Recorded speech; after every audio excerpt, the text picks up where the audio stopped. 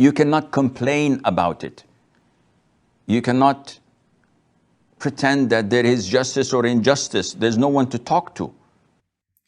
So this is a demonstration, you could say, of what fiat money has done to us. It's made us weak, technically speaking. Let me explain. Alright, I'm not criticizing the Shaykh saying he's weak. I'm just saying, as a collective, we become weak. Meaning, before the current fiat system, we had gold and silver. And if he was traveling from, let's say, London to Glasgow in the middle of the path, and someone comes out and robs us of our gold and they run off, that's it. How you can get it back? Unless you find the individual and they haven't melted it down yet, and there's some way to know that that gold in their possession is yours, then you can get it back. But outside of that, there's no way of knowing. You can't get it back. Now, in our current system, if someone does fraud, for example, steals money from your bank account, you can say this is fraud, prove it, and the bank would take your complaint and give you your money back. So the Shaykh is talking about here. So you can complain to someone, I was defrauded, I want my money back, so on and so forth. But that doesn't mean that money hasn't been stolen.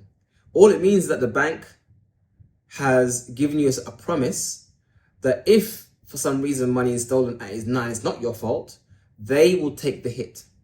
So if someone stole money from your account and they've gone away and withdrawn that money, the money's gone. They stole it.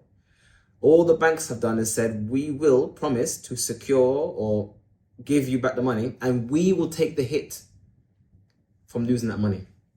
So money was still stolen. It's just that you are not the one who was the end, you can say the end result of that theft.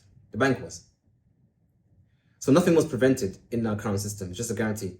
But you have to understand the reason why. Why are the banks making such a guarantee?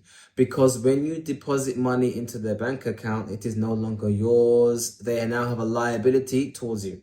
They now owe you money. And this is the agreement. You lend them money, and then they give you interest based on that loan. And they use that money for all sorts of haram that they do. That's the agreement. That's what the Shaykh is essentially inviting us to do, to take part in such a system of borrowing and of riba. But the reality is, money, like any property, if it is stolen, there's no one to complain to have that theft reversed. The only way to get your money back is if you find the criminal and he hasn't spent it and he can give the money back.